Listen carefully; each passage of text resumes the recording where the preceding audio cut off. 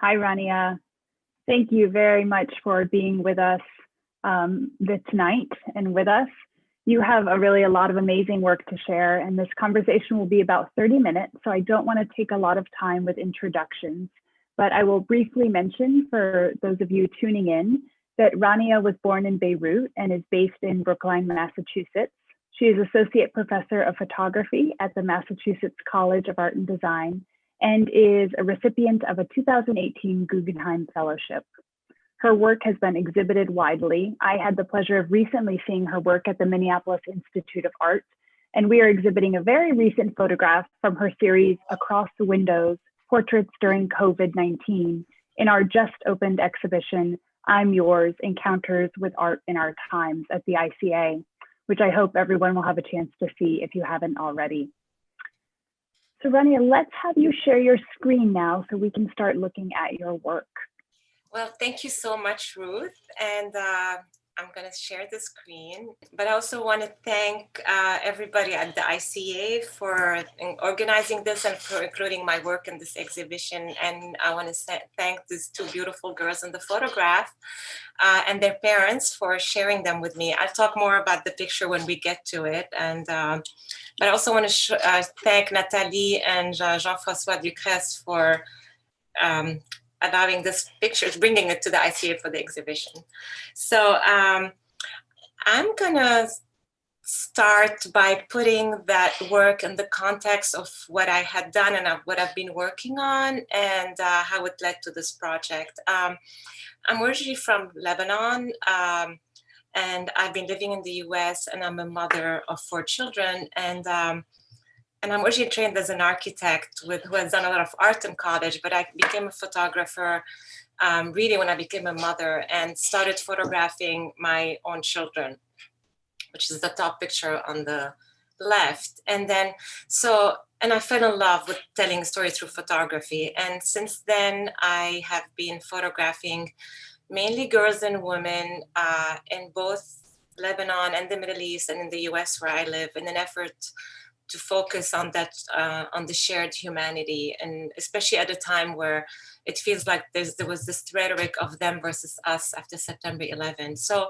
this stayed consistent through my work, and the work follows my daughters as they're growing up.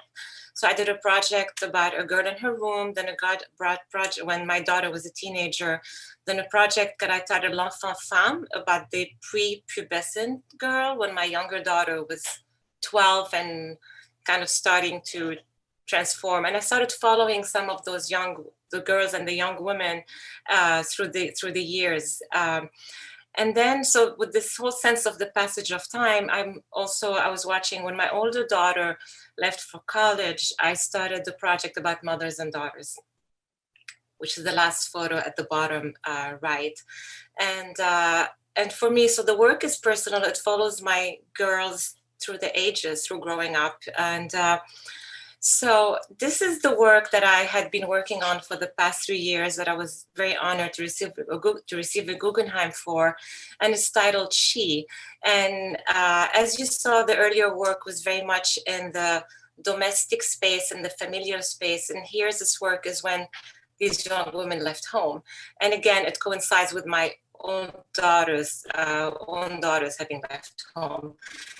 In 2017, I got offered the residency at Mannion College, and I fell in love with the Ohio landscape. So, and at the same time, I had a health issue where I was losing my hair, which we never found out what it is, so it's back. But I became obsessed with that sense of our texture and our physicality. And I started photographing these young women in that landscape. That's a transitory space after they leave home before they enter the world. And the relationship they're making with that landscape. So I, of course, took the work to Lebanon, and over there, the landscape was replaced by these very textured walls that are very, very much part of the fabric of the city. But I also became interested with the sense of the hair and the headscarf, and again, the texture that's involved with that. And this work started, as it evolved, it became very collaborative with the young women. So this is a woman from Boston who I stopped on the street, literally. And once I told her about the project, she eventually emailed me. She said, how about we meet at the barn? Because my horse is my best friend. So I love it that there's the girls, the young women are starting to really be involved in the process as well. This is a photograph in Ohio, and here she dressed up like that. It was maybe below 30 degrees, and this is snow, not cotton. And it was freezing, and every few pictures she would wear her coat, I would hide my camera. So, but it was even snowing, as you see on her face. One of the things that's really striking me in what you're saying is the degree to which you share agency with your sitters, that there's a way in which they kind of are involved in the larger project. And I wonder if you could just talk a little bit more about how you negotiate the dynamics of, choice and agency as you're photographing these other women. Yeah, absolutely. I mean, I want this work to be I want it to be empowering for them. I want them to feel like they are also creating art with me. And it's the perfect time to ask this question. This young woman, Ella, contacted me on Instagram and told me that she would love to collaborate with me. And I was kind of surprised because, it's not that she's just veiled. She's wearing the whole black covering. So I thought which is all about modesty. So I became kind of fascinated with that. And I looked at her page and it said, follow me, I'm toxic. So I'm like, okay, let's collaborate. And so she turned out to be extremely creative and very much part of the process. She knew the place. This is in southern Lebanon. I did not know that area. So it was really, we even went there on her, it was her idea. And then how the project evolved and that she was willing to play with the whole sense of the abaya, the black covering, that it kind of just made it flow through nature. It's important for me in this part of the project, in this work, actually, especially, this generation, they're very much on their phone. There's like this kind of alternate life that they live that's not real. And I wanted this project to really feel very like their presence and their physicality. And I wanted them to feel that as well. And there's a lot of chance that happens to it. So this is where like the stars were aligning for me. I was supposed to photograph her. This is in North Carolina in Winston-Salem. And we made an appointment and she never showed up. And it was maybe February. And the next time my daughter went to college there. So the next time I went to visit my daughter, I didn't give up on her. And I'm so glad she canceled the first time or just stood me up the first time, because when she came and met me the second time, we met very close to these flowers and all I could see was her hair and the color of the flowers. So she just ran in there and we made that. So again, I'm going to go through them. And this photo is, I realized that I had a similar relationship with these two young women. One is in Lebanon, Ala, who you met, and Natalie, who is in Weston. And I had similar relationship in the sense that they always have tons of ideas. I've collaborated with them multiple times. They always bring their friends to the shoot. They're very involved in the process. And one time I was looking at the work and I realized that these two pictures kind of spoke to each other. So I introduced them to each other via Instagram. And we wanted to start this project, but then COVID happens, where I would create a photo with one and then we'd create something as a response with the other one. And we'd have this dialogue back and forth. This is a great project because it really, so many of the stories you've shared already are really about how you're rooted in two places, in Lebanon and also in New England or in the United States. Having sort of split probably your life now between those places. And this is so beautiful in the way that it seeks a sort of space where those two can come together, through this juxtaposition and through the dialogue. Is a diptych a form that you often work in? Is this a diptych in its kind of final form? Not a diptych at all. I just wanted to show them together in the slides because for me, they spoke to me and they gave me the idea of started this kind of dialogue that doesn't have to be a diptych. It could be a continuum if it happens. Literally this happened and then COVID happened and there was no back and forth as much as I was planning. Another thing to mention, though, even though she is in Lebanon, I didn't mean to pick the head covering as representative of Lebanon, because it's not. And none of the other women I'm photographing actually are covered like that. It just so happened that I had this relationship with the two of them, and how my involvement in the whole artistic process with them both was so collaborative that it felt appropriate to put them together. And on an addition, I love that, one of them is a Shia Muslim, the other one is a Jewish from New England, a Jewish young woman from New England. So especially with the divisiveness of the world right now, I thought that was a nice addition to the story. And has their relationship now sort of surpassed your own intervention? Yeah, are they now in touch? They stay in touch, yes. And yeah. And like Allah sent me a little she makes oh my god, the little dream catchers, and she sent me one for Natalie, who I keep forgetting to give her, but so they do stay in touch together, which is very lovely. I mean, your commitment to sustaining these relationships kind of beyond taking the photograph feels so rare and amazing to me. What has made you want to maintain and kind of sustaining these relationships beyond the photograph part of your artistic practice? We share a moment that's pretty intimate, and I feel like the more as the session evolves, we build something that's pretty unique. I mean, I didn't know either of them before we started working together, so the relationship was built on that. And then there's something that the bond that was created, and it feels like, okay, I mean, both of them, like Allah would send me pictures that she sees on Instagram. It's like, I love this, I love the color in that. And then Natalie, with her mom, when they go walk the dog, they send me pictures of locations now that they think are great to go photograph. And then I have something about this photo, because I met Raven. It was complete serendipity. I was in line in Miami. I was with my daughter on her spring break. We were in line at a diner to go get breakfast, and she was standing in front of me. All I could see was this big head of hair. And so I literally knock her on the back. I'm like, I'd love to photograph you. And she turns around, and I realized she was Black and albino and so beautiful. And she said, okay. And I said, but I'm leaving tonight. I mean, I'm taking the flight this afternoon, so we have to do it kind of now. And she said, okay. So she came with me to my hotel. I got the camera.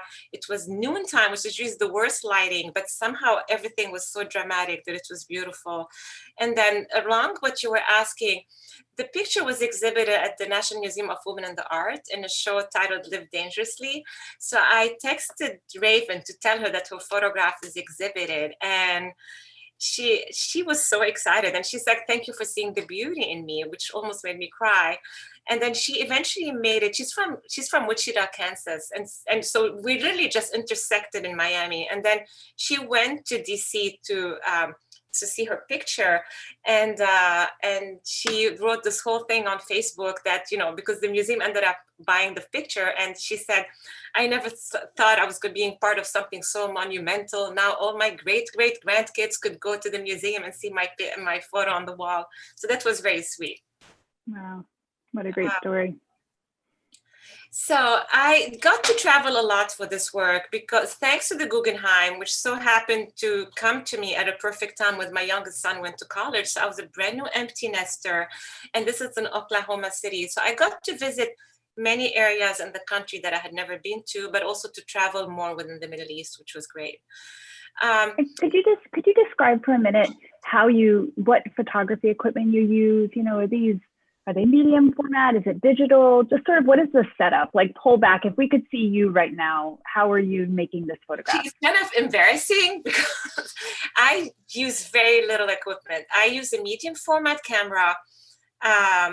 I don't use a tripod. I don't use any lighting. I just use my medium format camera, and I kind of walk around. And it's the range finder, so it's not big and bulky, so that it's good enough for me to work with it handheld. I think I try to work with people, like if you go back to this, pretty intimately, and I want to be able to move around them and I don't want to have all this equipment between us. So, so I use very, very basic equipment. I mean, somebody once asked me, he was doing a project to show the camera bags of all the photographers. I'm like, do you really want to see mine? I just had filmed the camera and scotch tape, because sometimes I need to tape the the film, and I only use one lens. I don't even change lenses. So I use a relatively wide angle lens. So I'm very close to people because I want that intimacy. I love this photograph. I've seen this photograph before and I absolutely love it. I mean, part of what I love about it, it feels so classical, you know, with this kind of figure posed by this window, but then also this aperture of the window and the way in which it, you know, connects these two. It's like a portal to a different place, but yet these places are quite close, and this sense of sort of being both, you know, apart and together that is embodied in this photograph is so great. And, you know, when I saw this photograph after learning about the Across Windows series, I was so struck by the way the window, you know, was present before that recent series. It is. It's kind of interesting, and you're asking this at the perfect time. I was, you know, the beginning of the pandemic, really. I mean, up to that point, I had been traveling and making all this work, and at the beginning of the pandemic, I thought, oh my God, this is a time for me. This is a gift in some way that I could just start editing my work for the book. So I started spreading all the pictures on the floor in my studio. And maybe because we're stuck inside and I'm so aware of the fact that of the inside and outside, I realized how many images I had that had to do with that sense of being in two spaces at once. So it kind of was in my head a little bit. And then it's kind of the right time to get into the new project. And then I had 6 young adults at the house, for my 4 kids plus 2 extras that were here. So if I was not here editing my work, I was in the kitchen. And I would be standing at the kitchen sink and I was staring across my yard and across the neighbor's yard into my neighbor across the 2 yards. And I thought, and it hit me one day. I'm like, oh my God, this should be my project. And I think it was all of it coming in at the same time. So I found a picture I had made years before that I posted on Instagram. I have to say, Instagram was my friend for that specific project. Not always. I have a love-hate relationship, but for this project, it was good. So I posted this photo on Instagram, and with the text that said, Greater Boston people, friends, students, colleague, whatever, neighbors, please read below and know if you're interested. That I was basically looking to for people who wouldn't mind being photographed at their window, if I could come over, if they lived within 30 minutes from Brookline. And I was shocked by the number of response I got. It was actually humbling and overwhelming. Everybody needed to be connected, and everybody was craving this connection. And for this project, I ended up buying a medium format digital camera. I felt like it was, first, nobody was developing film. And there was such an immediacy to this work, like it was happening right now. And I felt like I didn't want to wait to get film back in a few months and then all the editing process. And I'm very glad I did, because in a way, it was the first time working in that manner that I was editing, I was making pictures, and then it was helping me make more pictures in some way. So this is one of the first ones I made, and it almost became like the signature of that work in some way. I mean, she is a tango dancer, and they didn't have any windows at their house. So when I got there, I was a little bit in a panic. So that was the door that they would have to use to take the stair up. So I didn't have the luxury to have to work with locations, but it ended up being perfect. And I love that their hands are kind of, you can see the hands on that secondary door over there. And then the other thing that was interesting is early on in this project, I don't know, not in the project, in the lockdown and the COVID, we were not used to that new normal somehow. So everything felt very heavy. So people would kind of had nowhere to go. They would say, come, and they would be dressed the way they were dressed at home. And the families were all kind of together. So these were relatively earlier in the project. And I realized also that there was this sense, again, that all the families being at home, the kids being at home, and these are 2 separate photos, but I'm pairing them for the slideshow in the sense that the mother is very present in the back. You see like the role of the mother with the hands kind of coming in the photo, holding to them. And then I started realizing as well, so it was all like work in progress and a learning process for me, which was fabulous in a way, that this kind of took me back to my previous work, where I was working with the women with the relation to the landscape, in the sense the landscape was reflected into the window. So here I am. Then I started to play on that, the fact that they're inside and I'm outside, but I'm seeing what they're seeing in a way. And there's the whole moment, if you remember that, I mean, we're getting back into it, but there was such a blurriness, and it was actually happening for me in that sense as well. These are gorgeous photographs. Can you talk a little more? It's amazing how you're using the kind of reflections on the window. Can you just talk a little bit more about shooting through glass like that, and what the sort of challenges and the possibilities are that you discovered?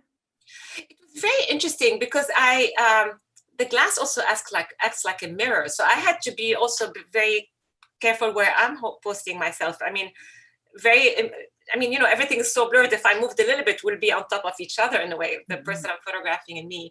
And I had to kind of try to communicate with them a little bit through gestures or screaming, or if there was another window open in another room, they could hear me through it. But what was interesting is also the use of the light in a way, as we were chatting once, Ruth, it's like if there was a lot of light, the person disappears. So in a way, I was looking for the dark spots to see the figure in it. So I wasn't giving too much direction. But I mean, the direction I would give is maybe move slightly this way because I couldn't see you, or the other way.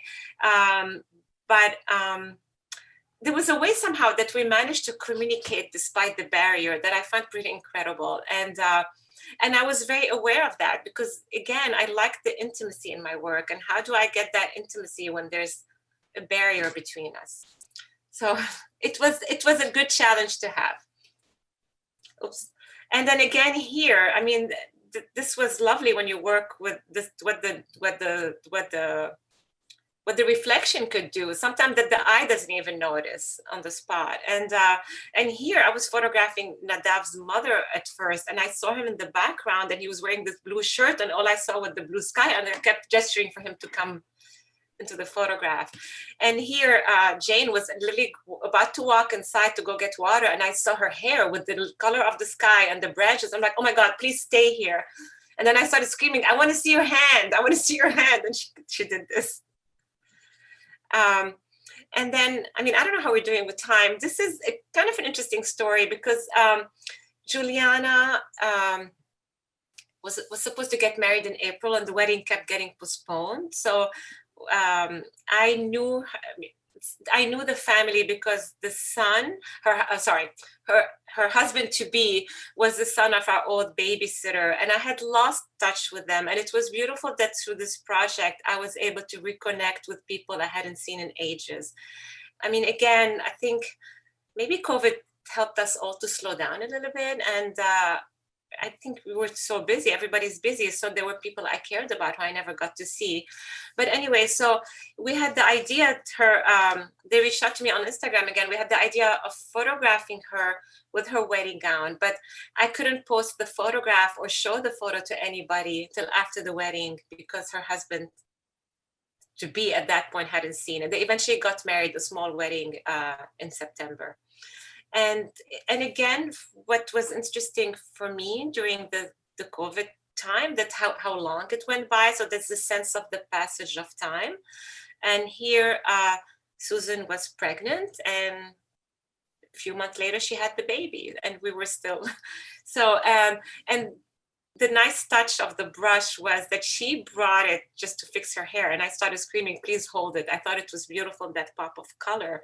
So the next time we brought the brush as well. And it's her husband who was the dad who was brushing her hair.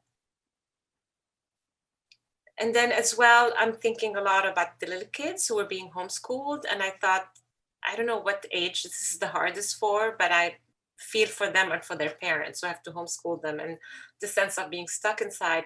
But as well, again, the sense of the passing of time, when you go from this image to that, like it started when it was, still like almost winter weather, even though it was spring, but it seems to want the winter to have gone on forever. And then somehow the flowers were coming out and we were still in it. Little did we know that we'd still be in it during Thanksgiving, right? Again, here is but I'm showing the difference in the landscape in the background, but also that sense of the families reunited in a way that COVID, I mean, I was in some way grateful for that because I had all my kids at home and I saw it in so many of the people I photographed. And again, all the relationships that were created. Again, we're all stuck with too many people at home. And here are Orly and Ruth. I went to photograph them, and they are sisters, and I found more of the details of the story a few days ago because obviously when I was photographing, there was the window and we couldn't have too much of a conversation. So Orly is 19 and she's a freshman in college, and so Ruth is 10 and she was adopted from Ethiopia when she was, officially 7 months old. Oh, sorry.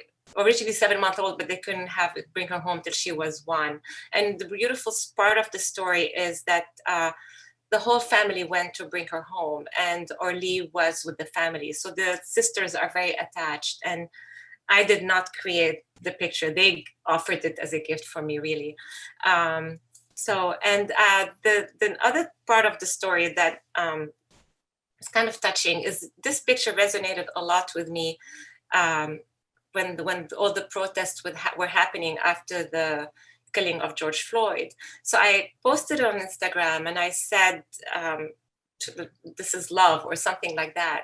And again, this is where Instagram was my friend, where I got a private message from Nathalie Ducret saying, we'd love to show that at the ICA. So here we are.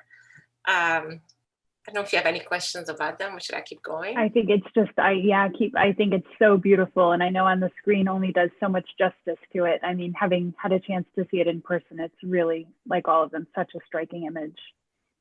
Well, I think we have just a couple more minutes. So maybe you can go through just a few more. So, and then again, as time was passing by, I realized that people started dressing up for my pictures. And there was a performance element that was created where the window almost became like a stage.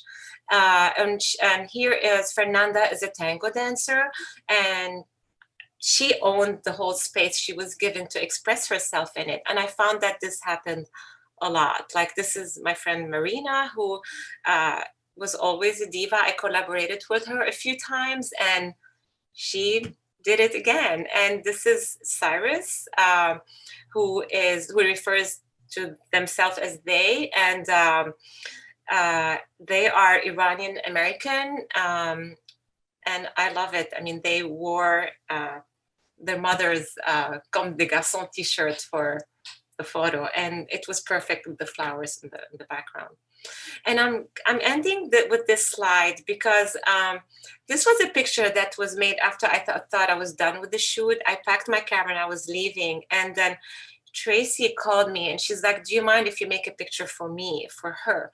So I said, of course. And she brought these 2 little stones and put them on the window. And I'm like, oh my God, I hardly looked at the other photos of the shoot. This was it. So one of them says blessings and one smile. And then another part of that story is, I think this project for me was so much about connecting. Like, I often would go places and people had little things hanging from me at the door, like roses or flowers. And she had these rocks for me as well. I don't know if you could see them, but one of you said thank you and one of you said courage. So I thought that was very beautiful. So for me, that was a lot. I realized how much we are all interconnected and how this project gave me the opportunity to do that. So I'm very grateful for everybody who was willing to be part of it. That's amazing. Well, just as these sitters gave gifts to you, you have given us so many gifts. Thank you so much for filling our screens and our lives with such beautiful photographs, really so full of human emotion. Thank you very, very much for speaking with us. Thank you so much, Ruth. And thank you to everybody at the ICA. I mean, I love the way you hung my photo, and I'm very grateful, between 2 of my heroes. So everybody should go see that show if you haven't yet, because there's a lot of stuff that's beautiful in the exhibition. So thank you. And I also want to thank everybody who tuned in for our Artist Voice talk. Please look at the ICA's website for more talks with artists to come, icaboston.org. And I also want to mention that this talk was recorded and will be made available for future viewings. So I hope everyone watching will have a chance to see Rania's work in person and visit the museum safely to see all of our exhibitions. And thank you so much and take care.